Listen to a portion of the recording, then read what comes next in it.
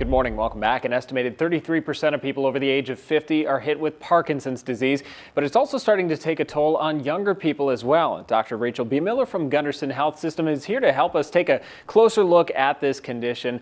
Dr. Biemiller, thanks for being with us this morning. No problem. Happy to be here. Yeah, we're talking about Parkinson's disease. Now, as mentioned there, we know there's no cure for this disease, but there are treatment options available for those who are impacted by it. What are some of those?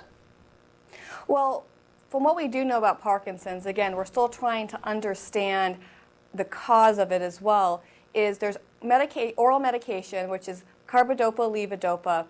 Parkinson's itself is due to a lack of dopamine in the brain, so levodopa breaks down into dopamine. So we're essentially giving back what your brain needs to function, and that's our mainstay treatment. Another very common thing to do is something called deep brain stimulation. That is something that we do here at Gundersen, and that's placing electrodes into the brain that actually stay there and are connected under the skin to a battery pack. And that uses electrical pulses to override the tremor signal and the other symptoms as well of Parkinson's. That lasts 24 hours a day. There is also a gel infusion pump that goes directly into the stomach. This uses a feeding tube that then pumps drug directly into the stomach for, again, about 16 hours straight. So there are ways to treat it, sounds like, based on the severity of each case. Now, you mentioned we don't know a lot about the disease itself, but what do we know about who might be at risk?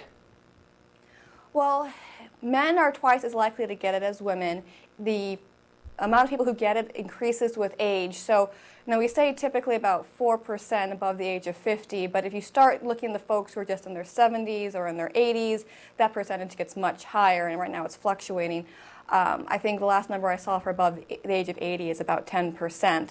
So individuals also who have had exposure to Agent Orange, welding, repeat head trauma like boxers, football players, that increases your likelihood of developing the disease. Though the vast majority of folks, it's just luck of the draw. There are some genetic forms, but that's about 5 to 10% of all folks with Parkinson's, so the vast majority just tends to be random.